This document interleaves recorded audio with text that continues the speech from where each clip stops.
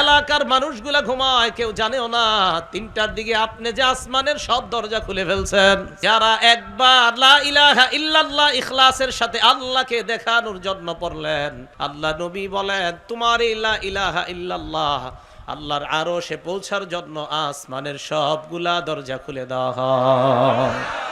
রাত 3টায় জাগ্রত হলেন, বিবি ঘুমায়, সন্তান ঘুমায়, আপনি কোনো প্রয়োজনে জাগ্রত হয়ে গেছেন, হয়তো থুতু ফালানোর জন্য, না হয় কফ কাশি নাকটা পরিষ্কার করার জন্য, না হয় ইস্তেঞ্জার প্রয়োজনে জেগে গেলেন। তাকিয়ে দেখলেন সব ঘুম, পুরো এলাকার সবাই ঘুমন্ত। ওই টাইমে আপনি জাগ্রত হয়ে চিন্তা করলেন, নবীনা বলছে একবার লা ইলাহা ইল্লাল্লাহ ইখলাসের সাথে বললে আসমানের দরজা খোলা হয়ে যায়। প্রত্যেকে, পাশের কাউকে না, একদম প্রত্যেকে দিল থেকে আল্লাহকে দেখানোর জন্য মা বোনরাও নিম্ন আওয়াজে আপন আপন স্থান থেকে বলেন লা ইলাহা ইল্লাল্লাহ।